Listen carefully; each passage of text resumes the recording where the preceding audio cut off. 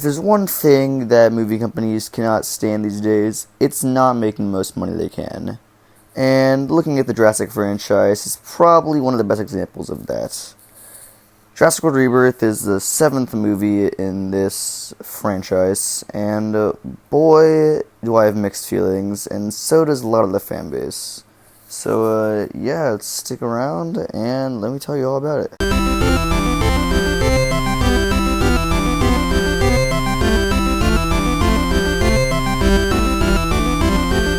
Alright, don't worry, I'll keep it spoiler-free at first, and I'll warn you guys, give you a whole 10-second warning before I actually move on to spoilers. But, starting on the spoiler-free, let me just start with this. I do not think this is a bad movie, okay? I actually was pleasantly surprised, trailers showed a lot of it, but that also kind of ruined it, because trailers showed the majority of all of the good scenes that does happen in the movie. Although, let me just say, it is 10 times better than Dominion, and as much as a defender I am of Jurassic World Fallen Kingdom, I'll be honest, it's better than Jurassic World Fallen Kingdom. Think of, Jurassic Park 3, with a dash of some of the good parts of Dominion, the very few good parts, of course, with a bit of that awe from Jurassic Park, is the best I can describe it without really spoiling too much of it. I'm sorry. Okay. Now you die. Alright. Let's start about all the good stuff of this movie, which I will say, there's more good stuff than bad stuff, alright? The dinosaurs were actually really good because, I'll be honest, they didn't act as much like monsters as we've seen previously. They acted more like, animals, just defending their territory with the carnivores and just being chill with the herbivores, The characters, while some of their character depth and backstory was alright, I did eventually become attached to the characters, throughout it. And as much as I was thinking the family, having the extra family in there with the scientists kind of ruined it, it actually, I kind of liked the family too, especially the boyfriend of one of the daughters. He's really funny. And don't even get me started on the score for the film, okay? It is so good. It really does show you how beautiful these creatures are, And sometimes, the music actually does get you, wow, this part's, getting a bit spooky, It's this is the adventurous part, this is the part where, they're really scared, This is the part where it's, nighttime and chill, but, yeah, it really does, it really immerses you, okay? And the lighting and everything, the angles, because the director, Gareth Edwards, I think, he also directed, Godzilla 2014, Rogue One, some visually amazing movies, alright? So I'm not shocked, at how good the actual visuals looked in this, alright? You keep saying I have no... Oh my god, I don't...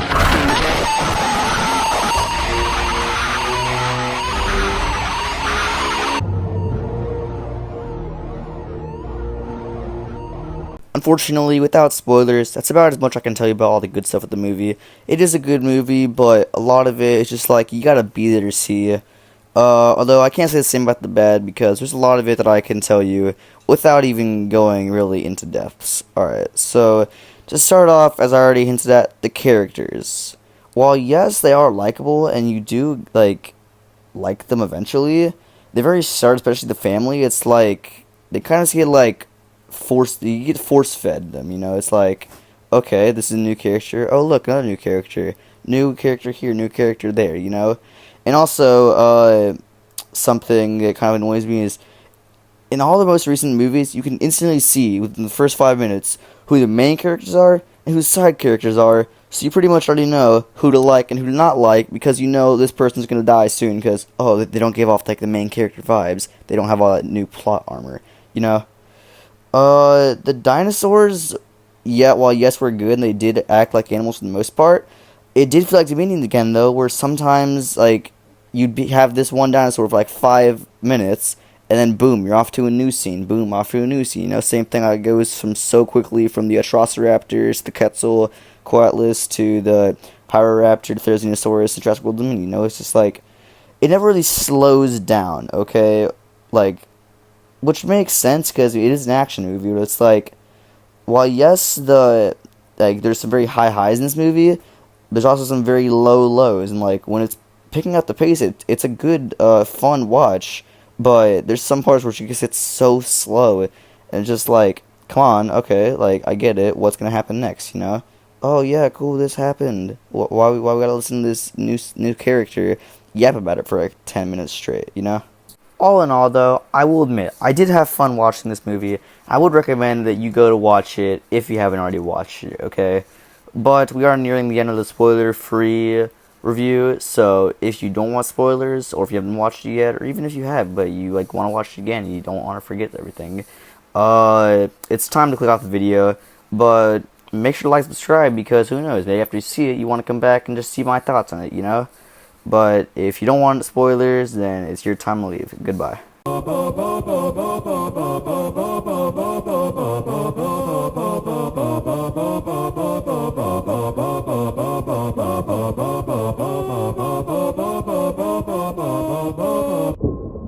Okay, so if you're still here, you're just fully prepared that you're going to be hearing spoilers for the majority of the movie. So, let's get started.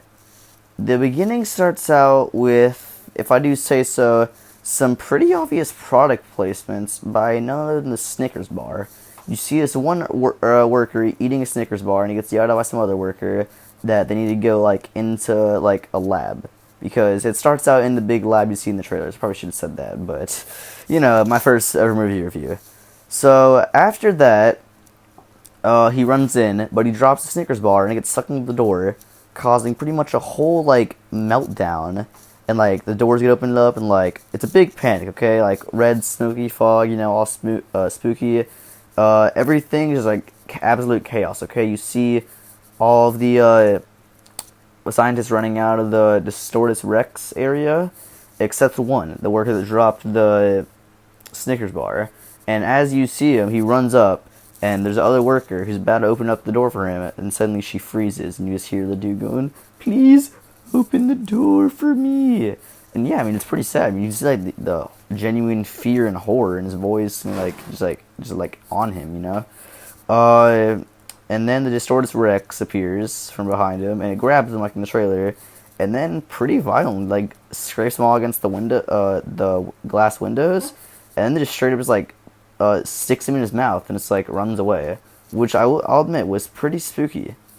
And yeah, and then it brings back to present day. Why did I not say this? It says like 17 years ago, so around 2008 is when that was happening, and it wasn't an InGen lab, okay, so maybe this is like Dr. Wu's doing for hybrids, I don't know, all speculative, but this was after Jurassic Park, after The Lost World, after Jurassic Park 3, but before Jurassic World is when the intro happens. When I'm brought to the present day, where we see, dang, I forget his name. It's like the main businessman, the main business guy, interviewing Scarlett Johansson, Zora Bennett, on like a mission trip that, or like not a mission trip, like a mercenary trip. Pretty much, she's a mercenary that he needs help with, and he believes her expertise would be good. But she's hesitant because she recently lost her partner in her most recent job. Alright, I'm gonna start speeding this up just so it doesn't take like a whole hour-long video of me just talking about everything that happens. So then we go on to recruit Dr. Bailey, and then we move on to recruit Zora's friends, Duncan, the goats, and a few other mercenaries that Duncan and Zora know. Okay, and next thing you know, we're on the boats, headed to the Mosasaur, headed to get the Mosasaurus blood, because the real we need the Mosasaurus, Quetzalcoatlus, and Titanosaurus blood samples. Well, suddenly we cut to the family, so it's the dad, the older teen daughter, I'm guessing, the like young daughter, and the older teen daughter's boyfriend. When suddenly the youngest daughter says, "What's that? Are those dolphins?" Pointing to, as the audience should know, Spinosaurus sails in the water, swimming. And suddenly the Mosasaurus attacks, you know, flips over the boat, attacks them, and yeah, it's pretty crazy actually, although nobody gets eaten. Very, very unfortunate. But then they call Mayday, and Duncan decides, because Duncan's kid actually died, like, off-screen, like, way before this. So he always feels like he has, like, one of the most best, like, emotional connections to the audience. So you really feel for Duncan. So he tells everyone, much to the dismay of the main boss man, I really forget his name. I gotta search it up for the rest of this review, and the other mercenaries, that they're going back, and they're like, it's gonna cost us a whole extra day. But they pick up the family, and much to the dismay of the family, head back after the Mosasaurus. I forget who it was. I think it was like the teen daughter, who's like, we just escaped this thing, and now you're hunting it again? Which I'll admit was pretty funny, you know? Got quite a few laughs in the theater. And then that's when the Spinosauruses roll up, and then, I mean, you see most of it in the trailer, but it's pretty cool. Like, the music is really cool, with them trying to get the Mosasaurus blood and everything, the Spinosaurus is attacking them. And then the main mercenary, like the main annoying one, gets grabbed up, and you just, like, he grabs onto the wall, and you can see just his head poking out. Oh, he's, like, grunting in pain, and then he just gets, like, yoinked off, and he's just dead just like that, you know? So the teen daughter says she's gonna go call for help, and the main boss man chases after her and pretty much, like, fights her, because, you know, it's illegal, they shouldn't be going where they're going, but the family doesn't know that, and she slips and, almost, like, falls off on the edge, and she's, like, asking for help, and he just, like, walks away, and she falls off, and the boyfriend jumps off, and then the dad and the little girl jump off, and, yeah. So then they're all split up again, which honestly I was okay with, because it was kind of annoying having them fighting the whole time. So once the boat crashes onto land, we get one more surprise death that actually shocked me. A fifth Spinosaurus, because, you know, there's 4 in the water. It was hiding on land and snatches up one of the other 2 remaining mercenaries, and, like, she's just screaming, you know, because she's holding onto a bag, because, like, she turns around, she's dragging the bag onto land, and she goes to the other side to push it, and you don't see her, and you just hear screaming, you see the bag getting dropped off, which is actually, it looks pretty gruesome, especially then, because you see the last mercenary, who only speaks French, but it's pretty obvious he liked her, because then he just goes down, and, like, grabs her bandana, and she's, like, drenched in blood, you know, his hand just, like, he's getting covered in blood. It's sad, you know, I mean, because you obviously see how much pain he's in losing his good friend like that. So yeah, I actually really did enjoy that entire Spinosaurus, Mosasaurus scene.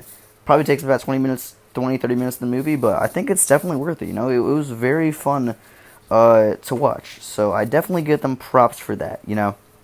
So after that, there's hiking everything, there's exploring the island, kind of boring, but the next cool part, or cool for me, but I will admit, I was very annoyed, and probably one of the biggest spoilers here, the raptors, okay? The boyfriend and the dad are bonding, you know, because they didn't like each other in the beginning of the film, and he walks away to go to the bathroom, and there's 2 raptors, like, stalking him. I'm like, yo, this scene's about to be crazy. I'm sitting with a velociraptor, I'm like, dude. And then a Mutodon comes down, and pretty much, like, one tap KOs a raptor, kills it, and it takes it off. And that's the only raptor scene we get in the entire film. Like, that made me so angry. I was like, surely the raptors come back, right? The raptors come back. No, these bum mutants take the raptor away, and, like, it only killed one. The other one just runs away. We just never see it again, you know? Which, I will say, something that was funny in the scene, though, is the dude was peeing, so the dude didn't see all this the whole time, and it's like, it's just dead silence until they fly away, and then he just goes back to peeing, which was pretty funny, I will admit. But still, like, the raptors, such, like, a good design, because it was like the Jurassic Park 3 design, but updated. Like, you could see the quills. It looked like Quillium, you know? And it was just, like, wasted for nothing. And yeah, that was probably, like, my, like, most disliked scene of the movie, just because raptors are one of my favorites, you know? Like, they're so cool and intelligent, and, yeah, it's, major stink. So after that, the scientists head back to go get the, Titanosaurus DNA, which is very cool. It's really reminiscent of the Jurassic Park, like, they see I almost said Brontosaurus, oh my gosh. Brachiosaurus, like, the giant sore plays again, too, and you can just see, like, Bailey, like, with his inner Alan Grant, because it's actually revealed earlier in the film that he was, like, an undergrad, or, like, a worker, or apprentice, or something to Alan Grant, so he's met Alan Grant and stuff, you know, so it was so cool to see, Dr. Bailey be so happy, and, yeah, that was really amazing. Then they head to the Quetzalcoatlus place, which was actually pretty cool, you know, it was, like, some ancient temple, which I really did enjoy. It was like, oh, that's cool, it's cool. So, yeah, Duncan and the boss man stay up, while the French mercenary, Zora, Bennett, and Dr. Bailey, no, not Dr. Bailey, Dr. Loomis. Dr. Bailey is the bad guy, right? I think he is. I think I've been going crazy. Oh my gosh. I'm searching this up real quick. But, yeah. I'm pretty sure Dr. Bailey is the bad guy.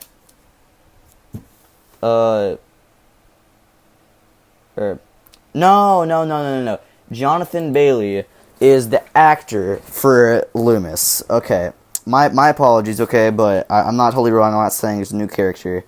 Okay, I was calling him by his actor. It's like, okay. So, Dr. Loomis, Zora, Bennett, and then Manchester all go down. Now, there's getting from the egg, the DNA, when suddenly the Quetzal comes back and starts attacking Zora and Henry. Once it calls Zora and Henry, it's just much easier. And it's actually almost grabs Zora when the French guy throws like a rock or something at the Quetzalcoatlus and gets its attention, so they can finish getting the egg and escape, while the Quetzalcoatlus goes and after the French mercenary. And we see Duncan and the boss man pulling out the mercenary, and the Quetzalcoatlus climbing up the wall chasing after him. And then finally, when they get the rope up, it's the Quetzalcoatlus holding the dude's dead body in his mouth with the rope still attached, swallows him, regurgitates him like a bird, because, I mean, it's just a big bird, and eats him again, which was very violent. I was actually kind of shocked that they had that in. But then it actually keeps on going wrong for them, because down there, like, when they extract DNA, it pretty much gets, like, shot out like a water bottle rocket. Yeah, so it shoots up, and as Henry tries to grab it, he falls off the giant temple off the mountain. And you're like, oh, this guy's dead, right? Nope, plot armor exists, so of course he miraculously survives like a 500-foot tall mountain fall, because he hits some leaves and lands in some water, which does show some red compies, which look very cool. And yeah, finally they meet up with the family and everything after the rest of them get safely down the mountain. And they're like, oh my gosh, he's alive. And yeah, they meet with the family, and then the girl accuses the man of killing, of trying to knock her off, and the evil businessman says no, he didn't. Then he grabs the gun, which he found for some reason. Like, somehow there's like a helicopter crash that he saw at one point in the movie. I forget when it happens, but he gets this gun off this dead dude, and then he has the gun, and he says, "Give me the DNA," because, you know, like, he's trying to sell it. He's trying to sell to the biggest buyer. You know, he's so evil. Like, top 10 twist villains right here. So yeah, wasn't very shocked that he did that, but I don't know. It was alright. And then, so, they get to the gas station, which the gas station is pretty much like the final 30-40 minutes of the film, and the Mutadons show up. So, everyone's hiding. Some of them go into the sewers, some of them go into the gas station, and that's probably, like, the biggest, like the Leonardo DiCaprio whistling, pointing meme. Like, it's pretty much frame for frame the Jurassic Park raptor kitchen scene, you know? The little girl's hiding in the fridge section. They're throwing stuff around, but yeah. Then they hide in the sewers. It cuts back to Zora and Businessman, and Businessman takes the briefcase and just drives off with a Jeep, you know? And then they're all fighting Mutadons, and Zora actually guns down a Mutadon, which I was like, wow. I mean, that's the first time I've ever seen, like, someone, like, just, like, shoot a dinosaur and just kill it. And it was just, like, boom, just like that. I mean, not actually a dinosaur, but still, which I found very cool. You know, I'm just, like, speedrunning this last bit because it's pretty much, like, they drag it out a lot.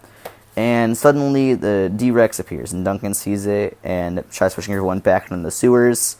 And then the Mutadons are there, and it's, like, a whole thing. And then they reach a gate, and only the girl can get through the gate. But the D-Rex is standing right outside the gate, but the Mutadons are cornered, so somehow she runs out to unlock the gate, and she does it right as the evil businessman loops around the building with the Jeep, and the D-Rex stomps the Jeep, grabs the dude out, does a whole Eddie Carr, like, grabs him around his waist, and just bites off his entire torso, and just walks away, which was very cool, you know? It's just like, oh, you can really, like, see, like, the blood, like, you can see it, like, stretch and, like, all his stuff as he's getting bitten in half, which was cool. And then, like, they get the DNA, everything's all fine. But then D-Rex comes back, and Duncan, being the hero he is, grabs the flare and runs away. And like that's where the scene Duncan comes back when Zora's screaming at him. And yeah, I thought Duncan died, which was very sad. It's like Duncan's one of the best characters. And as how we faked you out. Duncan's alive. They all get off the island together. And then yeah, just does like the whole Jurassic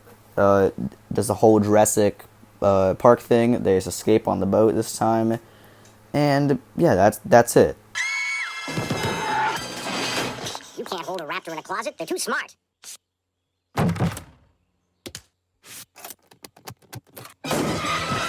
You may have us, but you'll never get off the island. I beg to differ. For you see, the other raptors and I have constructed a crude suspension bridge to Venezuela. Once there, I shall lie low and assume odd jobs under the name Mr. Pilkington. But perhaps I've said too much. All in all, this movie is by no means perfect, but it is also not horrible either. Like, I feel like the reviews that there have been of like 53% of Rotten Tomatoes, which I mean, then against Rotten Tomatoes, but I still personally enjoyed it. Like, if I personally had to rank the entire Jurassic franchise, I would go Dominion, Fallen Kingdom, Jurassic Park 3. Personally, they're both good, but I like Jurassic Park 3 a bit less than Rebirth.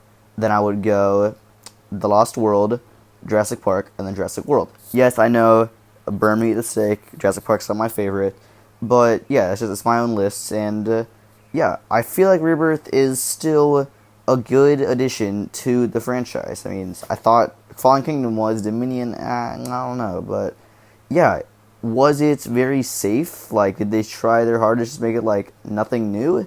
Yes, but is it still a decent film that I would go back in theaters to watch again? Also, yes. Let me just say, this is not a bad movie, and I'm not just trying to hate on it. I'm just giving off my own personal review and my thoughts as a long-time Jurassic fan, okay? But with all that said, if you made it this far, thank you. You know, I'm still what I consider a small YouTuber. My first movie review, so I probably did stutter or mispronounce stuff or said something wrong. But if you stayed this far, thank you so much. I'm just gonna ask one more time if y'all could like and subscribe. I mean, let me know in the comments what your thoughts are. If there's more Jurassic movies, or just more movies, like dinosaur movies in general, you want me to review or just ask my thoughts on. But, yeah, that's my Jurassic World Rebirth review. So, I would probably rate it a solid 7.3, 7.4 out of 10. With all that, I want to say thanks for watching, and I will see you, next time. Bye-bye. Nice opinion. One small issue. I am inside your home.